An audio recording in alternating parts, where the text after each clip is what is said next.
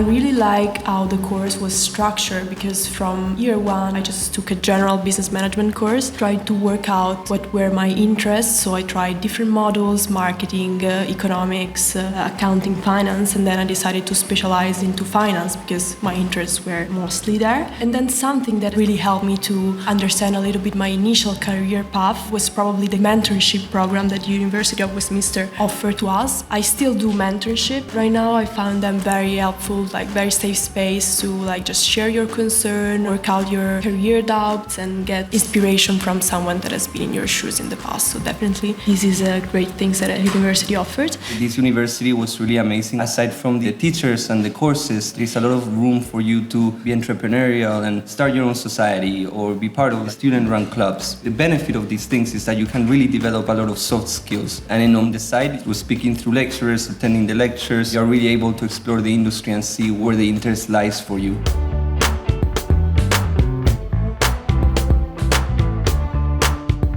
How many of us here are international students? Okay.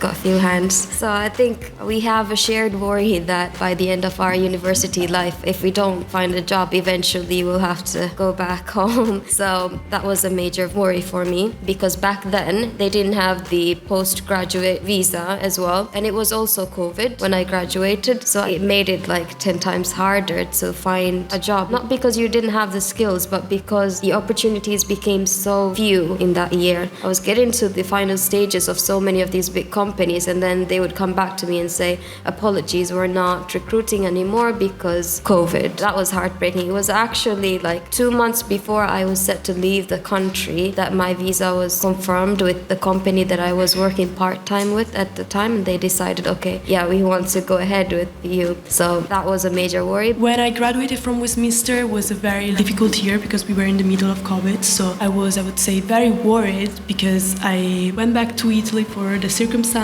and then I started my first full-time job completely like online. So going out of my comfort zone, didn't know anyone. I didn't know how was the culture, so I was a little bit worried of like joining a firm and be like the right fit. It's very, very important to find a job where you really fit like personally with a good team. I mean, at least it was for me, especially like in finance. I'm talking for other women, like a typically very male-dominated industry. And initially I was a little bit stressed of finding myself just like in a room like full of men being the only women. But then I always met many nice people, like, and eventually like they're also super nice women and successful women in the industry. I actually saw a lot of graduates who found it very difficult to land jobs. That was due to the high competition and due to lack of experience. The other worry, I was very nervous about, was I going to fit in the corporate world? Was I going to be able to perform well? Was that the right place for me? Was it the right industry for me? What exactly was going to happen with me once I went into that? And I will tell you something, don't worry about that, because you will have onboarding training, and if you don't, then there is something wrong with the company. This is a question that you should be asking. First, do you provide any training during onboarding? It is very important, ask that.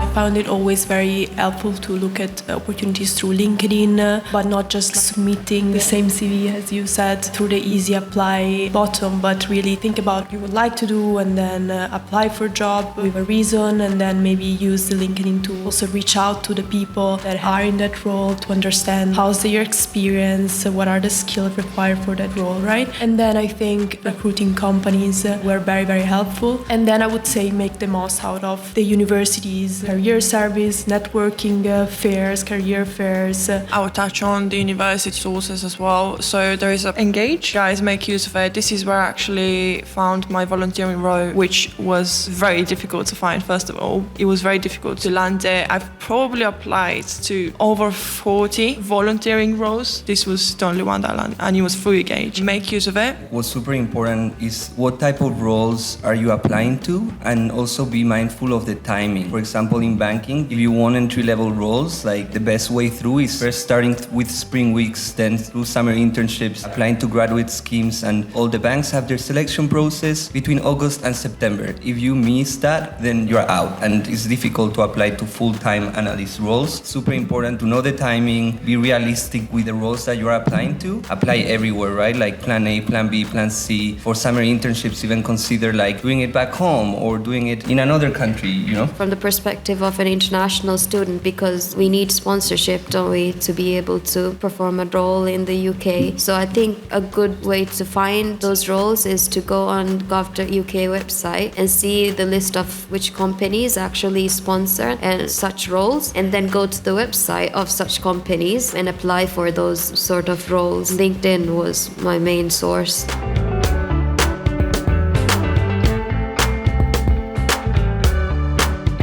Say focus on gaining experience. Any experience counts, as I already mentioned. I know it is challenging managing both university, personal life, and also work, but it really matters how you build your work ethic and you gain all these like technical and competency-based skills that will be needed later on in your careers. Be open to start small. It's fine to start with a very entry-level role and then work your way up slowly but gradually. It's fine. You will get there. It will take time, but it will be worth at the end. I think it should be intense, but intense at the right moment. You need to strategically think about at which time do I need to actually perform to be able to build out what my vision. In my first and second year, I invested heavily in participating in almost everything I could at uni because I knew that will help me get a placement. Third year of uni, I wanted to focus more on studies, so I had a heavy second year of uni, and that helped me carry myself through the rest of uni and finding a job and all of these struggles. And you'd be surprised like how one small thing might open doors for you. Every time you have the opportunity to make an impact in your career, you should. For example, when I used to attend events like this one, I used to sit in the front row. I would have my questions ready. I would take notes. I wouldn't be looking at my phone, and I would actually be paying a lot of attention. I was hoping I would get hired by the person paneling here, right? And then I come to many events where I'm trying to find that person. I come here because I love the university, but I'm trying to find good candidates that I can propose to my team. You have to treat every opportunity, even such as this one, as an opportunity to make an impact in your career, right? You can network with a panel, you can network with other peers. It's tough to get the first job, it's very scary, but everybody starts from the same base, and you'll be surprised how many people actually have the resilience to make it to the end of the race.